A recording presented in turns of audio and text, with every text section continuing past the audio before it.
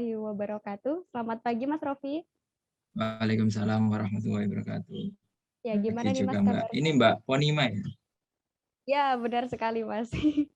Gimana Alhamdulillah. kabarnya Mas hari ini? Alhamdulillah Mbak baik. Alhamdulillah Alhamdulillah, syukur. baik.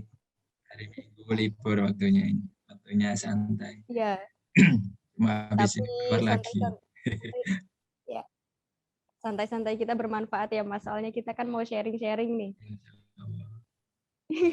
Ya. Kalau boleh Oh tahu Mas iya, Rofi mohon itu, maaf ini saya nggak pakai baju IKA53 ini. oh nggak apa-apa Mas. Nggak apa-apa. Kalau boleh tahu Mas Rofi itu sekarang lagi kuliah di mana sih? Semester berapa? Saya sebenarnya semester 6 sekarang di Alikma. Ya, Oh, di cuma Al-Hikmah. karena suatu hal. Karena mungkin ya jalan saya apa ya mendalami bisnis jadi ke pending.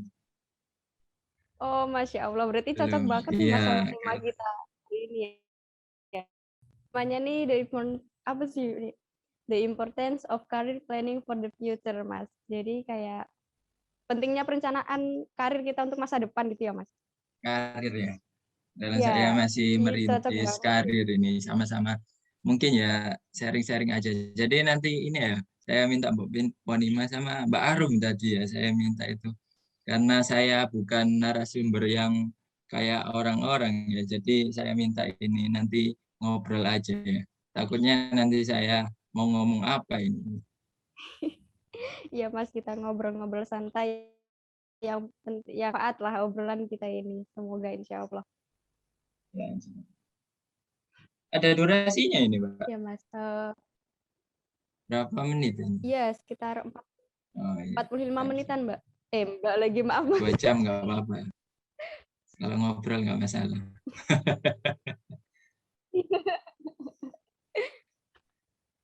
Langsung aja Mas. Menurut Mas Rofi nih, sampean sebelumnya lebih enak dipanggil apa nih, Mas, Kak, atau gimana? Gimana, gimana? Bisa diulangi, Mbak? Putus-putus aja.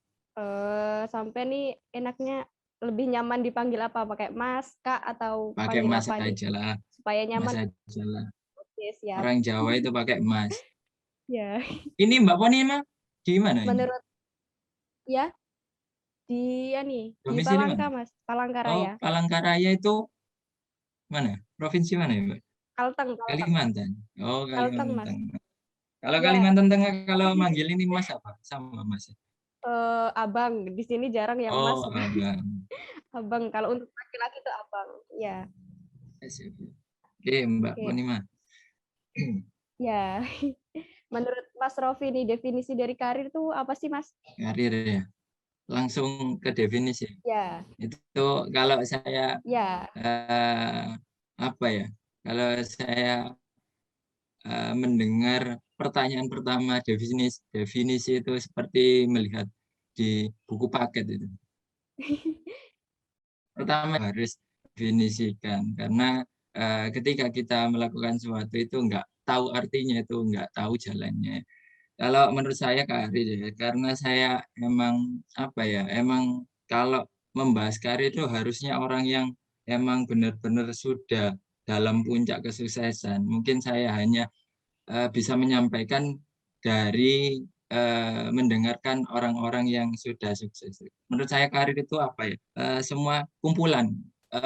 Jadi karir sama pekerjaan itu apa beriringan pekerjaan itu satu, hanya satu, misal pekerjaan guru. Sedangkan karir itu apa? Karir itu yang sudah melewati semua apa yang sudah kita kerjakan. Bisa disebut karir itu adalah suatu pengalaman kita dalam bekerja. Misal karir ya, orang biasanya menyebut itu kalian itu nanti karirnya bagus gimana solusinya gitu-gitu ya. Karir yang bagus itu menurut saya itu nggak ada karir yang bagus dengan tidak diawali dengan apa ya dari bawah. Semua karir itu pasti ada bawahnya atau bisa disebut jelek lah. Karir yang jelek karena nggak ada ya. Semua karir karir misal ya kita ini kan anak matematika ya.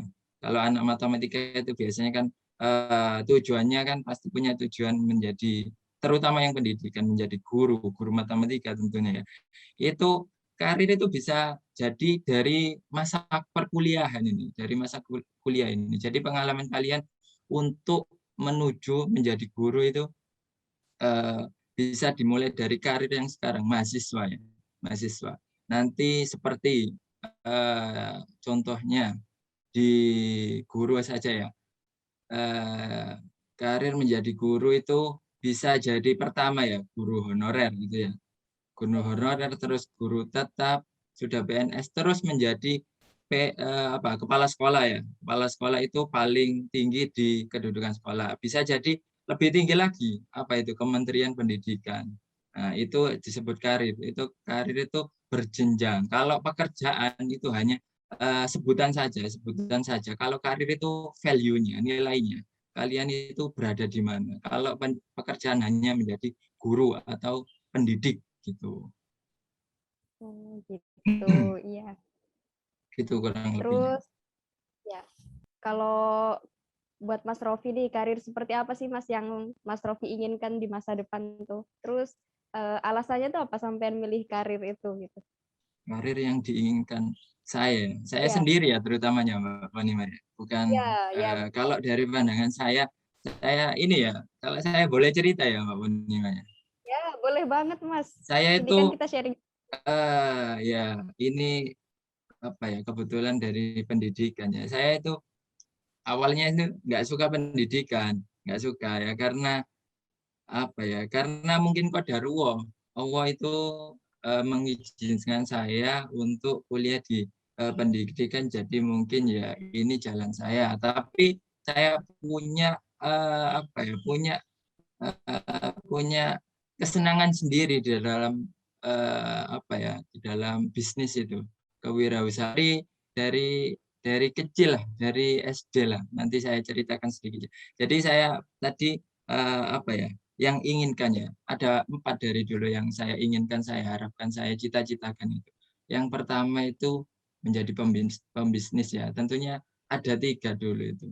Saya berpikir itu apa eh, yang bisa apa ya terus menerus apa ya dijual orang gitu ya. Seperti makanan itu kebutuhan dari semua orang ya, Iya, benar hampir sekali. tiap hari. Mbak Ponima butuh makanan kan ya tiap hari ya. Nggak mungkin Ya, nggak nggak makan, nggak minum. Nah, di situ saya berpikiran, oh makanan itu apa ya dibutuhkan semua orang. Jadi saya dulu punya keinginan punya restoran, punya rumah makan, punya apa dan alhamdulillah itu dulu itu apa ya. Yang sekarang kan mungkin sudah punya mungkin dari beberapa teman-teman ada yang tahu lah saya sudah punya konveksi ya di situ. Dan yang pertama tadi makanan, yang kedua itu tentang pakaian. Siapa sih yang nggak membutuhkan tiap hari pakaian? Nggak mungkin kan ya orang nggak berpakaian. Nah itu makanya saya ingin itu punya apa ya perusahaan konveksi yang menyediakan jasa pembuatan pakaian semuanya. Jadi ya apa ya bukan ini ya bukan eh, menyombongkan ya. Seperti kan baju Imatika itu ya alhamdulillah lah saya bisa bantu dengan jasa saya untuk membuat pakaiannya gitu. Terus yang ketiga itu apa? Yang dibutuhkan banyak orang itu ya saya ingin dulu itu punya peternakan tapi ini belum terwujud peternakan. Peternakan apa? Saya itu apa ya? Pengen seperti Nabi Muhammad. Nabi Muhammad itu apa ya? Menggembala domba. Nah, di situ saya dulu pengen punya peternakan domba, tapi sekarang lenceng saya punya peternakan di burung lah, burung ya kecil-kecilan. Cuma saya harus mewujudkan keempat itu tadi 3 ya. Dan yang kedua itu, yang terakhir ini, karena saya uh, anak pendidikan, mahasiswa pendidikan, jadi saya pengen mengimplementasi itu apa ya pengen menaruh lah apa yang harus bisa saya jadi bermanfaat gitu. Ya saya bercita-cita pengen banget punya LBB itu. Dan saya merintis itu dulu pernah sempat COVID jadi apa ya bubar lah anak-anak itu bubar anak-anak jadi saya sekarang pengen merintis lagi untuk mempunyai LBB lagi. Sehingga saya keempat itu semuanya terwujud gitu. Itu mungkin Mbak Poni, Mbak. Masya Allah, Dan saya keren punya banget, 4 cita-cita itu. Dan itu alasannya tadi. keren banget, keren, keren. Menurut Mas Raffi, penting nggak sih perencanaan karir itu mulai saat ini untuk masa depan tuh? Penting. Kalau saya pikir dengan mendengar kata-kata perencanaan itu. Perencanaan namanya semua itu yang kita lakukan seperti ini tadi kita meet ya. Kita kan perlu rencana ya. Nggak mungkin kalau nggak ada rencana nggak mungkin kan bisa bisa jadi kita miskomunikasi atau satu sama lain nggak bisa ya. Kalau nggak direncanakan gitu. Dan rencana itu adalah posisi yang kedua setelah niat. Ketika kita niat itu, setelah adanya niat sudah kokoh, itu adalah rencana, enggak jangan langsung melaksanakan. Ketika kita melaksanakan itu ibarat seperti apa ya? Kita punya tujuan sukses ya. Kita punya tujuan misal ke apa ya? Ke transfer ke mall lah, ke mall ya. Tapi kita nggak punya rencana itu lewat mana. Ya kita muter sampai ke mall itu atau ke belanja itu ya kita nggak ada tujuan muter-muter terus kemana nggak tahu membuang-buang waktu sia-sia itu Mbak Boni. Jadi emang perencanaan tuh penting banget ya, Ya sangat penting. penting ya. Gimana sih cara Mas Rofi tuh nyusun perencanaan sama melakukan karirnya tuh gimana, Mas? Gimana. Cara sampean menyusun menyusun perencanaan itu sama melakukannya tuh gimana? eh, Cara melaksanakan atau paling awal adalah ketika kita punya rencana atau punya keinginan melakukan sesuatu atau keinginan menuju kesuksesan kebiasaan kita. Mulai dari awal dari sehari-hari adalah apa? Tidur ya. Nah, bisa dimulai dari situ karena saya pernah mendengar kata Jenderal Amerika itu mengatakan itu ketika kita ingin memulai sesuatu itu mulailah dari bangun tidurmu. Bangun tidurmu semangat, ceria dan nggak ngantuk. Bisa merapihkan. Nah, disitulah merapihkan tempat tidurmu sebelum meninggalkan tempat tidurmu itu seperti menata kamu nanti mau ngapain aja. Ketika tempat tidurmu itu nggak rapi, awal saja nggak rapi, apalagi nantinya itu. Jadi kita bisa melihat itu nanti kita melakukan sesuatu baik enggaknya itu bisa dimulai dari ketika kita bangun tidur. Terus yang kedua itu apa ya?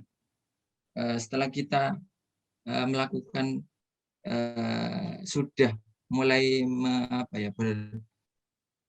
step kedua itu kita fokuslah pada diri sendiri. Jangan pasti orang lain itu akan banyaklah masukan. Kalau masukan positif nggak apa-apa. Kalau negatif gimana? Kita diajak yang negatif itu jangan mendengar. Seperti ini loh, Mbak Ponima pernah nggak dengar suatu cerita atau gambaran dari ada dua orang anak dan bapak mengendarai dua keledai.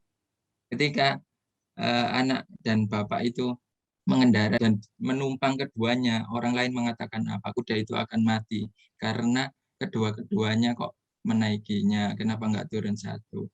Dan terus ketika bapaknya turun, anaknya yang naik, kata orang apa? Kata orang itu, anak itu kok nggak sopan, bapaknya malah suruh jalan, gitu kan? Tapi ketika anaknya turun, bapaknya naik, itu malah sebaliknya. Bapak kok nggak punya empati, nggak punya kasihan sama anak-anaknya, suruh jalan bapaknya naik. Ketika yang terakhir ini anak dan bapak turun, keledainya jalan sendiri. Orang lain mengatakan apa? Semua itu negatif. Mengatakan punya keledai kok nggak dinaiki, bodoh bodoh sekali. Mohon maaf ya, ini kata. Itu jadi itulah salah satunya gambaran dari kita itu jangan terlalu terpengaruh pada orang lain. Fokuslah pada diri sendiri. Sepertinya kesuksesan itu. Kita nggak apa-apa masa muda itu benar sih mencari teman, tapi kita lebih fokus terhadap diri kita sendiri, nggak apa-apa lah. Kalau prinsip saya nggak apa-apa lah sekarang saya nggak kalau teman mengajak nongkrong atau ini saya nggak jarang mau lah, bukan nggak pernah, jarang mau. Ketika saya senggang ya saya mau lah.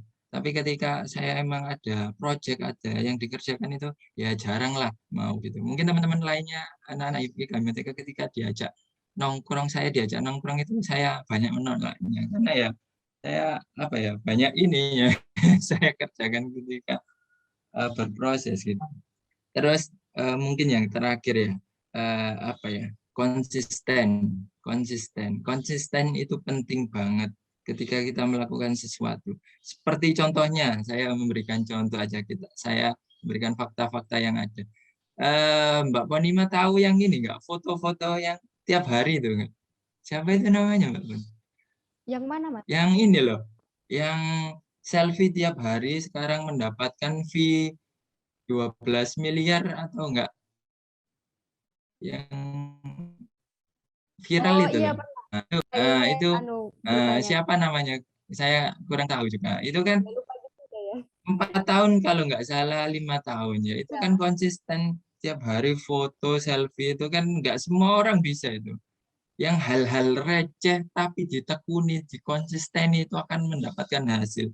Itu saya percaya itu. Semua yang receh-receh tapi kita tekun, konsisten itu akan mendapatkan hasil. Dan yang terakhir itu adalah doa. Kita tawakal sama yang di atas itu semua itu nggak akan lepas dari qadarullah atau gerakan kita itu semuanya itu yang diatur Allah. Tapi kita tetap berusaha sama berdoa karena Allah itu memberi kita masukan itu kalian itu fokuslah pada usaha kalian, jangan terpaut pada hasil kalian. Hasil itu bonus dan Allah yang menentukan gitu Mbak Punima kurang lebih. Oke. Terus selama merencanakan tuh Mas, ada nggak sih hambatan yang sampean temui itu selama melakukannya? Terus ada nggak apa solusi yang sampean lakukan gitu Hambatan ketika ini ya, selama melakukan hambatan perencanaan? hambatan itu melakukan kalau melakukan perencanaan sih apa ya nggak ada ya. Kalau perencanaan kan ini baru memulai ya. Paling nggak itu hambatannya ketika merencanakan itu ragu, ragu, Oh,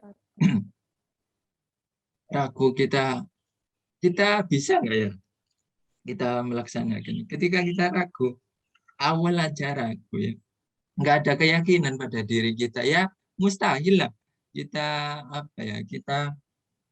kita bisa kita bisa sampai pada kesuksesan kalau pada melaksanakan atau fokus pada menuju kesuksesan itu banyaklah hambatannya seperti saya alami dari SMP sampai sekarang ini banyaklah hambatan apalagi tentang saya merintis bisnis itu banyak banget. Contohnya paling pertama adalah mungkin semua orang tahu, tapi nggak semua orang menyadarinya, malas. Tentunya malas itu musuh terbesar nomor 1 di manusia. Benar nggak Mbak Boni? ya bener banget Mas. Tuh biasa disebut mager ya nggak Mas? Mungkin anak-anak Malas sekarang gerak itu gitu. bilangnya mager ya. Nah, itu yang pertama itu malas. Dan saya sekarang saya sendiri pun saya jujur, saya pernah itu malas. Saya bingung gitu harus gimana cara menyelesaikan malas ini biar nggak malas. Saya sampai berdoa apa. Ya tetap memang emang sudah kodratnya manusia diberi rasa malas. Kalau nggak malas ya kita semua sukses semua, nggak ada tantangan. Ya itu tantangannya kita menghadapi malas itu gimana. Terus ketika kita melakukan sesuatu itu jangan berharap kepada hasil aja. Maksudnya itu jangan berharap kita satu kali melakukan itu langsung berhasil, langsung sukses. Itu nggak ada, mustahil yang saya alami dan banyak orang yang saya dengar, saya lihat itu nggak ada. Seperti apa ya, penemu lampu siapa tahu Mbak Bonima? Siapa, James Watt atau siapa ya kalau nggak salah? Waduh, saya juga lupa, mohon maaf ini. Nah, itu yang saya dengar itu. Banyaklah, seperti Bob Sadino dalam marketingnya menjual telur, seperti, penemu lampu itu kan. Itu yang saya lihat itu kan hal receh ya, ngapain mainan lampu, mainan cahaya, kan kalau orang belum menemukan cahaya kan itu hal receh, tapi, beliau ini konsisten untuk menghidupkan cahaya di dalam, bolam itu, sehingga bisa kan bermanfaat. Sekarang kita nggak ada lampu di ruangan, ya gelap nggak bisa meet ya. Itu hal receh dan itu apa ya, itu dulu itu nggak dilakukan satu kali, itu kalau nggak salah hampir 1000 kali, beliau itu melakukan, meneliti gimana caranya menghasilkan cahaya dalam, barang yang kecil itu, sehingga menerangi, banyak ruangan. Nah itu, seperti terus Bob Sadino itu, saya apa ya, terinspirasi banget sama Bob Sadino itu karena apa ya, ya kesederhananya mungkin. Mbak Ponima kenal Bob Sadino kan ya? Yang penjual, Belum, Mas. mungkin Siapa? ini orang-orang usahawan mungkin, mengenal beliau karena apa ya, cara-cara cerdik beliau dalam, menjual barang seperti menjual telur itu. Dia itu berbeda menjual telurnya itu. Pertama nggak malu mengetok-ngetok ke tetangga semua, menjual satu telur sekarang kan di toko ya. Mungkin itu kurang lebihnya Mbak Poni. Oke. Terus nih dalam merencanakan sebuah karir nih ya Mas ya, mengenali diri itu seperti passion sama fokus terhadap kelebihan yang kita punya itu sangat penting ya. Terus Mas tuh setuju nggak sih sama pendapat itu? Passion sama apa tadi? Fokus sama kelebihan kita masing-masing Mas. Kelebihannya. Ya, Ketika bicara kesuksesan atau menunjang karir itu pasti jika contohnya gini aja sederhana.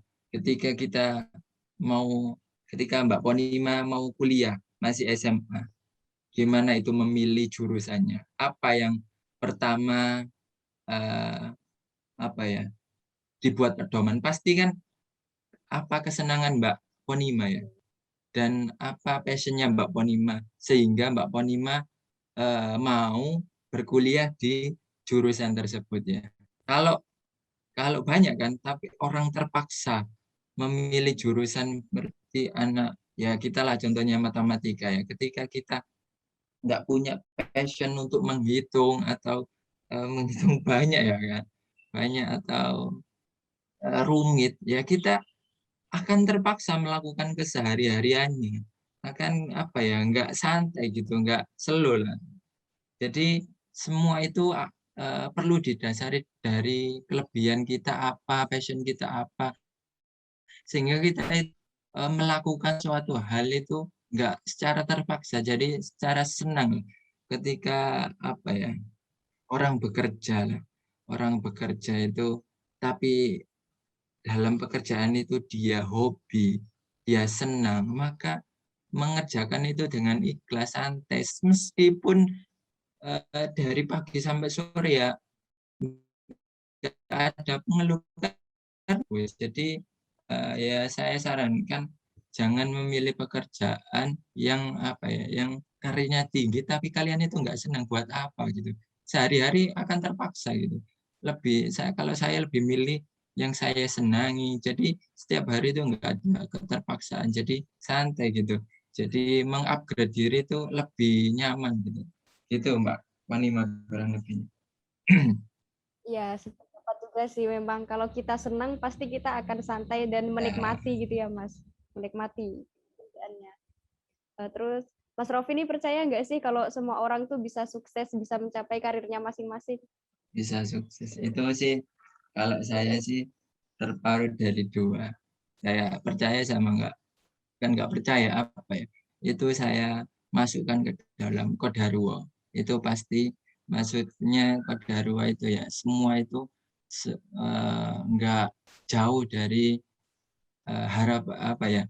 kemauan Allah. Kalau kemauan Allah kita nggak bisa kaya ya gimana ya, nggak mungkin gitu.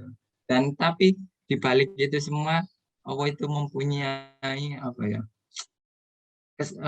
mempunyai persentase kesempatan yang diberikan kepada kita. Kamu bisa berusaha ketika kalian kalian mau. Itu kalau nggak salah di surat Ar-Rod ayat 11 itu yang berbunyi inna waha la yughayyiru ma biqaumin hatta yughayyiru ma bi anfusihim. Itu yang kurang lebih artinya itu sesungguhnya Allah itu akan merubah nasib suatu kaum ya, atau merubah diri kita ketika kaum atau diri itu mau merubahnya sendiri. Jadi setelah melihat itu berarti Allah itu memberikan di balik qadarullah itu ada kesempatan yang diberikan kepada kita, itu harus berusaha. Harus berusaha. Ketika kita berusaha, Allah itu akan memberikan prosentase kesuksesan semua orang. Jadi semua orang itu mempunyai sukses masing-masing ketika dianya mau berubah. Ketika dianya nggak mau berubah ya mungkin ya misal Mbak Fani mau kenyang lah, mau kenyang tapi nggak mau makan, gimana caranya? Nggak bisa kan ya. Nggak Nah, bakal kenyang tentunya ya, Mas. ada ya mungkin kenyang harapan ya katanya orang, nggak diingetin sama sama ayam, Sayang. nggak. Nah, itu salah satu fenomena sekarang ya. Padahal kita yang mau makan sendiri ya kita harus mengambil sendiri, kita suapin sendiri, jadi kita merasa kenyang. Jadi ya sama saja dengan itu, kalau kita mau pengen sukses ya kita harus berusaha di di di lain sisi itu ya biarkan Allah yang mengatur hasilnya, sepenting kita ini berusaha gitu. Itu Mbak Fani. Iya, oke, Mas. Terus selanjutnya nih, di era yang kayak seperti ini kan tren sama peluang nih bermacam-macam ya, Mas. Gimana sih cara Mas Rofi itu membaca dan mengikuti tren sama peluang itu tuh gimana? Mohon maaf Mbak Fani, putus-putus tadi. Oh, Bisa putus-putus ya. diulang. Ini udah jelas belum? Ya. Udah. Nah, di era yang saat ini kan Mas tren sama peluang kan ya. Cara Mas Rofi gimana? Tren ya, tren sekarang. Tren yang ayang-ayangan Ya, itu. Bukan ya?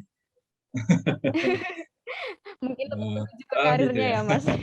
Mungkin kalau Ya, eh, tren sama peluang. cara kita karir kita bisa selaras dengan masa kini, tren kini tuh sepertinya contohnya saya ambil ini ya, pendapat guru ya. Ketika kan sekarang zamannya online ya. Ketika kita nggak mengikuti tren seperti belajar, kita bisa mengupgradekan diri kita, menyumbangkan ilmu kita kan bisa lewat YouTube, lewat TikTok pun bisa kan ya. TikTok, Instagram itu kan bisa. Biar anak-anak muda itu nggak yang diposting itu nggak sia-sia, yang joget-joget lah apalah. Saya itu benci banget itu saya melihat itu. Zaman sekarang itu di full kan sama video yang kurang bermanfaat menurut saya. Jadi itulah eh, tren-tren masa sekarang itu harusnya ya diikuti, seperti saya lah yang berkecimpung dalam dunia bisnis ya. Apalagi saya menjualkan barang ya, jasa di konveksi, tentunya bisa lah pakai tren. Saya maksud dulu kan marketing itu atau postingan itu hanya sekedar gambar ya Mbak Ponima ya. Tapi sekarang itu banyak cara mengupgrade postingan-postingan untuk menjual barang itu. Bisa dimasukin lagu, dimasukin video, pakai video, diedit sehingga itu orang-orang itu bisa tertarik gitu. Jadi harus, kalau kita tidak mengikuti trennya kita akan tergerus oleh zaman. Iya. Pasti akan Nah, ketinggalan itu. jauh ya Mas kalau nggak upgrade di Apalagi guru itu harus ya. pintar-pintar gimana caranya bisa apa ya mengasuh anak didiknya dengan cara tren ini sehingga dikemas dengan baik. Itu Mbak Monika. Iya benar sekali. Setuju sih. Gimana sih Mas Rofi itu meningkatkan keterampilan atau kelebihan Mas Rofi ini untuk menunjang karirnya Mas Rofi? Bagaimana cara meningkatkan keterampilan? Meningkatkan keterampilan. Ya nggak jauh beda dari tadi sih.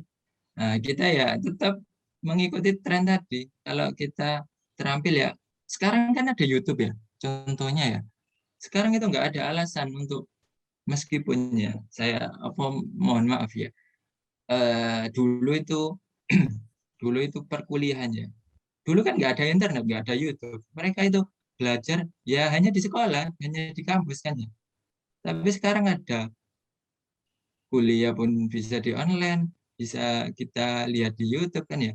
Jadi nggak ada lah alasan meskipun anak-anak teman-teman itu nggak berkuliah itu. Jadi dulu itu ya, mungkin saya cerita sedikit dulu itu kuliah saya yang saya lihat dulu itu kuliah apa ya orang-orang itu terlihat cerdas karena apa? Orang-orang yang nggak kuliah ya hanya di rumah, mereka nggak bisa mengupgrade dirinya, nggak bisa melihat ilmu yang lebih banyak karena kalau di rumah ya gimana bisa didapatkan ilmu ya hanya orang-orang pedesaan dulu ya dan ilmunya itu ya di kuliah ditransfer dari dosen-dosen guru-guru itu kan mereka dapat di situ pengalaman-pengalaman pengetahuan-pengetahuan yang baru dan sekarang kan nggak ada alasan kita meskipun di rumah meskipun kita online ya nggak meskipun nggak ada dosen yang nggak datang ya kita bisa melihat YouTube lah nggak ada pokoknya alasan untuk kita tidak mengupgradekan diri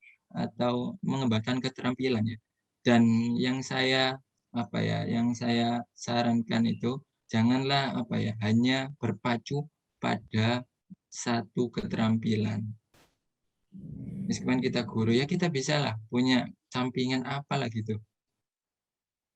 Misal apa ya yang nggak jauh mungkin kalau saya sih ya saya meskipun apa ya di dunia pendidikan tapi saya kalau passion saya ke bisnisnya saya belajar lah cara berbisnis itu gimana sehingga ketika kita mentransfer atau menjadi guru lah kita nggak mengharapkan fee atau bayaran tersebut untuk kita jadi kita ikhlas untuk mengajar karena apa karena kita sudah punya apa ya pemasukan uang dari ya bisnis kita lagi gitu Mbak Bonima. Selama proses perencanaan tuh Mas sampean ada evaluasi diri nggak sih? Kalau ada tuh seperti apa evaluasi dirinya?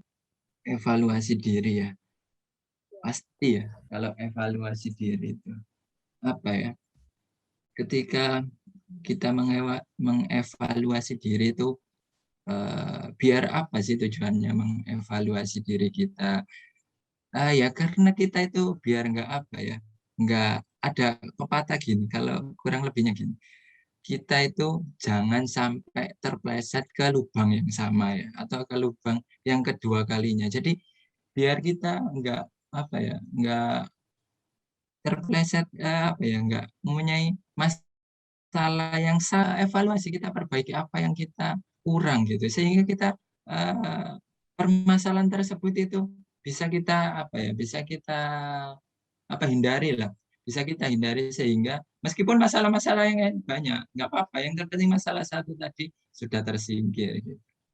Jadi gitu evaluasi itu penting ketika misal orang kalau mau tidur biasanya berangan-angan biasanya gitu saya apa ya ketika ada masalah datang siang atau sore apa ya kenapa kok gini jadi oh, mungkin aku kurang gini berarti besoknya itu aku nggak boleh gini aku harus gini gitu mungkin gitu Mbak Bonima.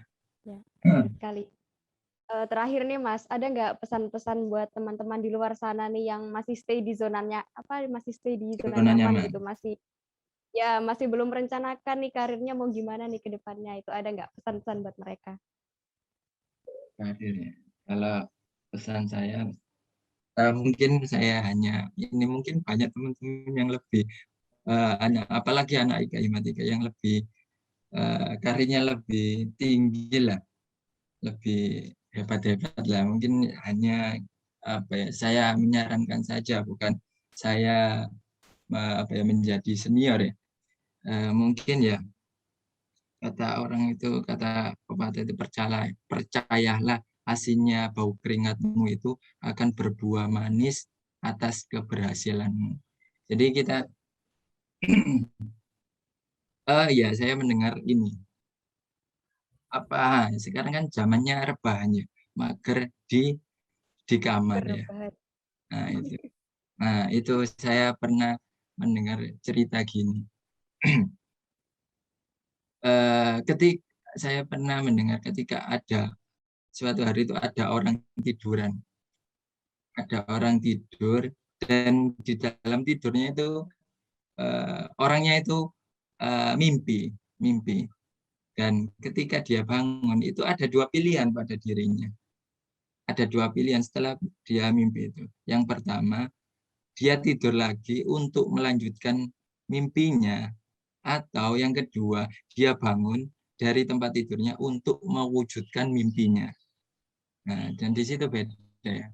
Daripada melanjutkan mimpi, kita mending mewujudkan mimpi. Jadi gitu. Jadi untuk teman-teman ya, kita ini kan udah rata-rata, apalagi yang anak IKI Matika, rata-rata udah usianya itu berkepala dua ya. Kalau ada berkepala satu ya alhamdulillah masih muda ya. Saya ini berkepala dua sih. Mungkin Mbak Moni Pak ini berkepala berapa ya? Buat juga Mas. Sudah dua. Oh, dua juga Iya. ya. Nah, di situ saya ini ketika berkepala satu itu masih nyaman, masih waktunya senang-senang.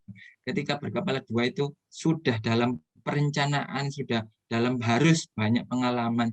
Dan ketika berkepala tiga itu akan sudah banyak pengalaman, bisa mengupgrade diri, bisa membangun karirnya di situ. Sudah punya karir, start karir.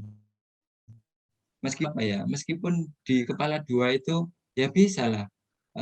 Sudah berencana, sudah punya karir pun sudah bagus. Sehingga berkepala empat itu sudah menikmati, nggak harus bersusah-susah. Jadi mungkin yang saya sampaikan, nggak apa-apa lah. Bersusah-susahlah saat kalian muda itu, tapi kalian itu saat tua akan menuai keberhasilannya daripada kalian waktu muda ini bersenang-senang ke sana nongkrong, tapi waktu tuanya itu sengsara. Itu yang saya sarankan. Daripada nggak apa-apa lah, itu seperti waktu bersenang-senang dahulu, bersenang-senang kemudian. Itu percayalah itu. Ketika kalian sekarang ini senang-senang pasti nanti ada susahnya. Kalau nggak mungkin Allah itu menciptakan susah, nggak mungkin senang terus, nggak mungkin. Ya sekarang mumpung masih muda, mumpung tenaga masih kuat ya. Kalau dalam dunia pendidikan ya banyak-banyak membaca, banyak-banyak mengupgrade dirinya gitu. Dan yang terakhir dari saya, janganlah untuk apalagi untuk teman-teman yang banyak yang mengeluhkan saya ini ekonominya bawah ya, jadi nggak punya biaya, nggak punya untuk mengupgrade diri ya. Janganlah gitu, karena janganlah malu ketika kalian ini melihat orang tua kalian susah, tapi malulah ketika kalian menyusahkan orang tua kalian. Udah tahu orang tua gini, tapi kalian itu masih bersenang-senang seperti kesana kemari ya. Kurang elok lah kalau dilihat. Kalau dipakai logika itu ya. Udah tahu gitu ya, kalian harus mengabdikan dirinya karena apa ya? Ya itulah, kalau kalian pengen sukses ya kalian harus mau berusaha mulai sekarang gitu. Mungkin Mbak Panima kurang lebihnya. Terima kasih.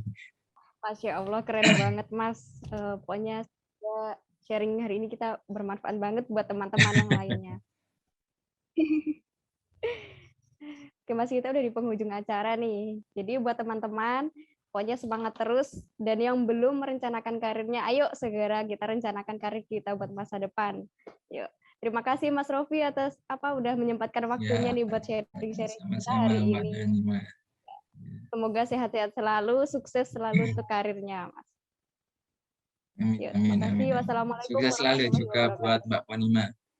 Waalaikumsalam Amin, amin. warahmatullahi wabarakatuh.